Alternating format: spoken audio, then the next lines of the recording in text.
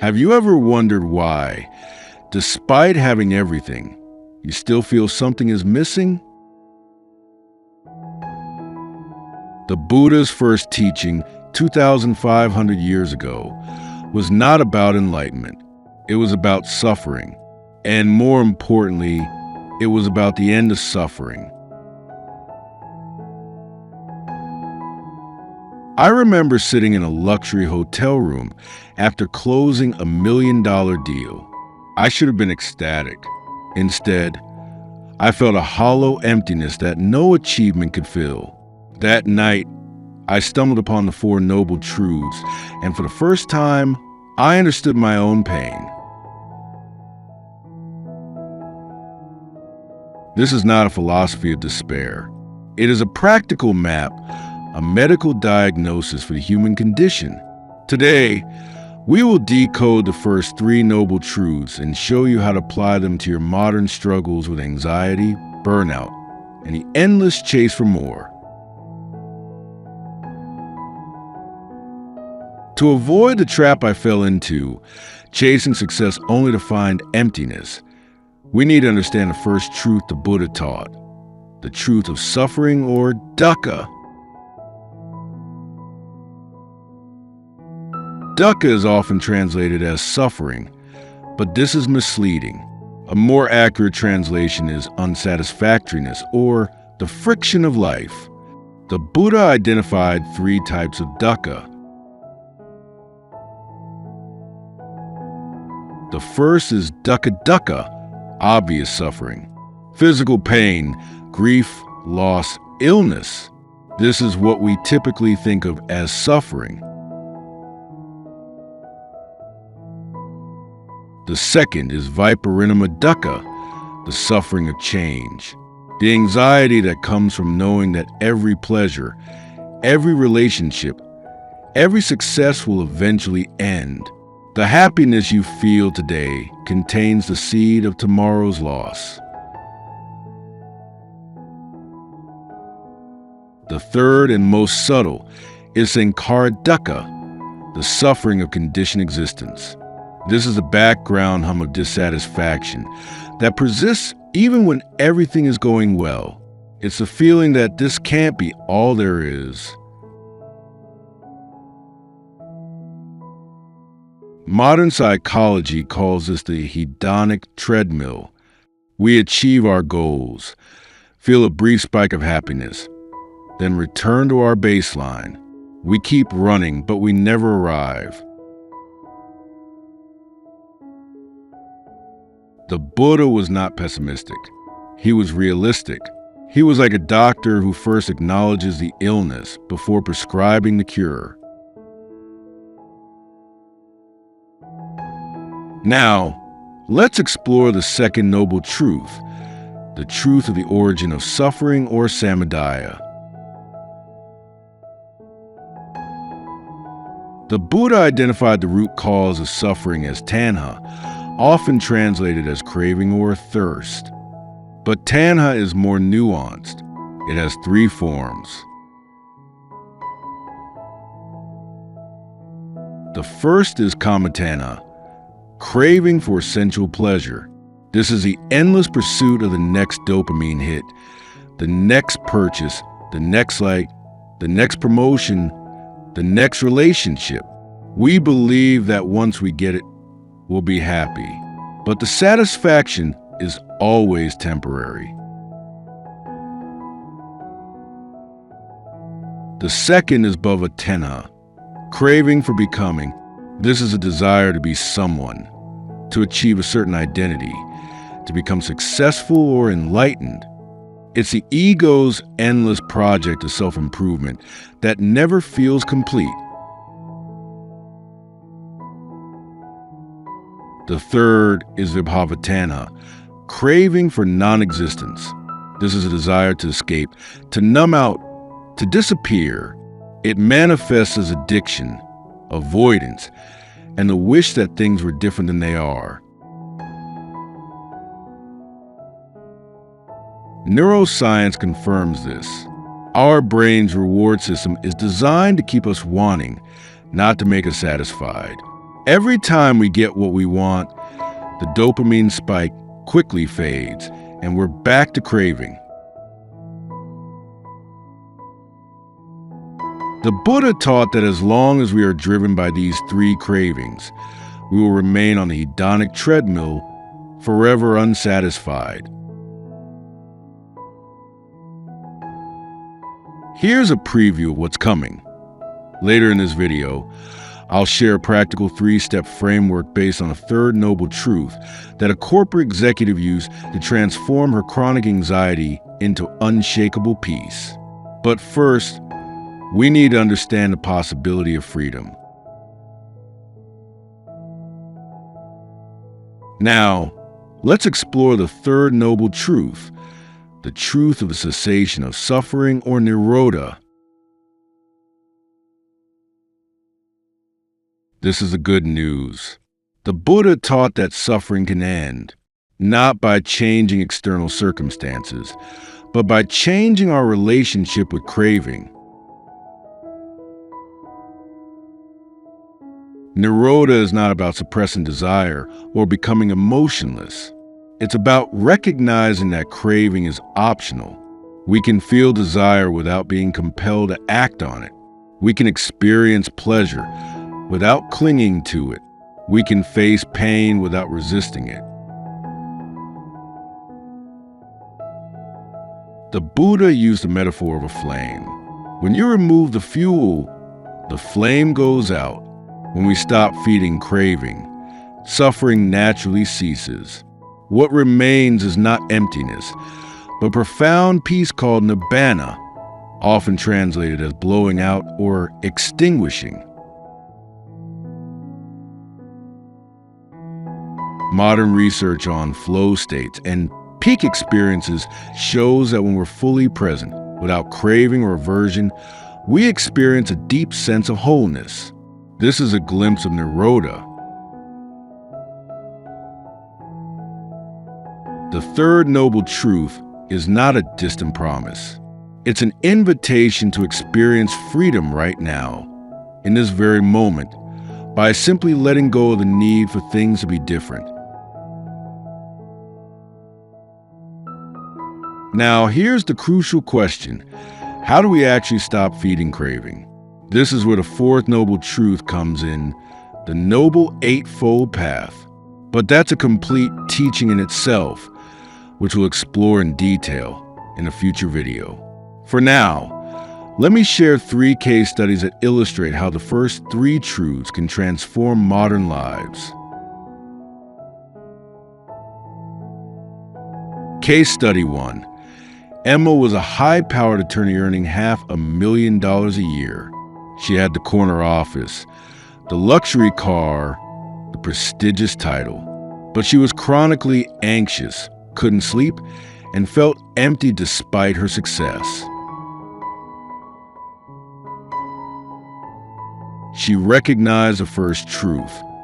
Her dukkha was not just obvious stress, but the subtle sankara dukkha, the background hum of dissatisfaction.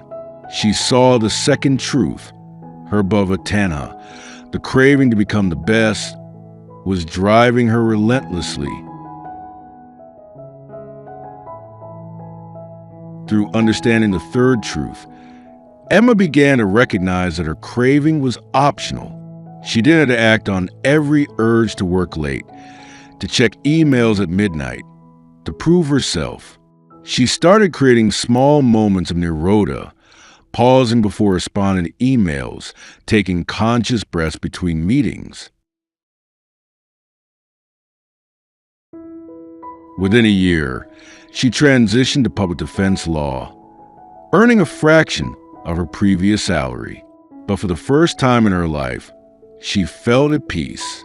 She had touched the third truth, the cessation of suffering, not by changing her circumstances, but by changing her relationship with craving. Case study 2. Michael was a recovering addict who had been sober for 5 years, but he still felt a constant background tension, a fear that one wrong move would send him back to using. He recognized the first truth. His suffering was not just the obvious pain of addiction, but a viparinama dukkha, the suffering of change, the fear that his sobriety could end at any moment. He saw the second truth, his vibhava-tanha. The craving for escape was still lurking beneath the surface. Michael applied the third truth by recognizing that craving is optional.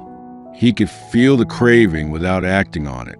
He practiced noticing cravings as they arose, without judgment, without feeding them. He discovered that cravings, when not fed, naturally dissolve like clouds in the sky. Over time, Michael noticed something remarkable. The cravings didn't disappear, but they lost their power. He could feel them without being controlled by them. He had touched Nirodha, not as a permanent state, but as momentary glimpses of freedom that grew longer and more stable with practice. Case Study 3. Sarah was a mother of 3 who felt overwhelmed by the endless demands of parenting, work, and household management. She was constantly exhausted, irritable, and felt like she was failing at everything. She recognized the first truth. Her dukkha was the obvious suffering of overwhelm, but also the subtle sankhara dukkha, the feeling that she could never do enough. She saw the second truth, her kama tanha, the craving for the perfect family, the perfect home, the perfect balance, was setting her up for constant disappointment. Sarah applied the third truth by recognizing that her craving for perfection was optional. She didn't have to feed it. She started creating small moments of Nirodha, pausing before criticizing herself, taking conscious breaths when overwhelmed, letting go of the need for everything to be perfect. Sarah didn't quit her job or become a monk. She simply changed her relationship with her cravings. She stopped demanding perfection from herself and her family. And in that letting go, she found a deep, quiet joy that had been there all along, hidden beneath her striving. Now, let me share the practical 3-step framework I promised, a modern application of the third noble truth that you can start using today. I call it the Nirodha Recognition Protocol. Step 1. Name the dukkha. When you feel suffering, get specific. Is it dukkha, obvious pain? Viparinama dukkha, fear of change? Or sankhara dukkha, background dissatisfaction? Naming it reduces its power. Step 2. Identify the Tanha. Ask yourself, what am I craving right now? Is it kama tanha, sensual pleasure? Bhava tanha, becoming someone? Or vibhava tanha, escape? Be honest. Craving is not evil. It's just a signal. Step 3. Touch Nirodha. Pause. Take 3 conscious breaths. In this moment, without craving what is present, notice the peace that's already here, hidden beneath the noise of wanting. This is your direct experience of the third truth. Remember, the fourth noble truth, the Eightfold Path, provides a complete prescription for ending suffering. But the first 3 truths give you the diagnosis and the possibility of freedom. Before we close, let's take 1 minute together to integrate this teaching. Think of a specific suffering in your life right now. Maybe it's anxiety. Maybe it's a relationship issue. Maybe it's a sense of emptiness. Silently name it. This is Dukkha. Now ask yourself, what am I craving that's fueling this? Take a deep breath in, and as you exhale, imagine setting down that craving just for this moment. Notice what's here now without the craving. Notice the peace, the space, the aliveness. This is Nirodha. This is freedom. Carry this awareness with you as we close. Remember, the first three noble truths are not a philosophy to believe in. They are a diagnosis to test for yourself. The Buddha said, "Do not believe anything I say. Test it in your own experience." Suffering is real. The cause is identifiable. The end is possible. You don't need to be a Buddhist to benefit from this. You just need to be willing to look honestly at your own experience. If this map offers you a new way to understand your suffering, you might save this teaching. Or share it with someone who's struggling and needs to know there's a way out. Or simply take one more conscious breath right now and honor your own courage to face the truth. Thank you for spending this time exploring the Four Noble Truths. May you see your suffering clearly. May you understand its cause.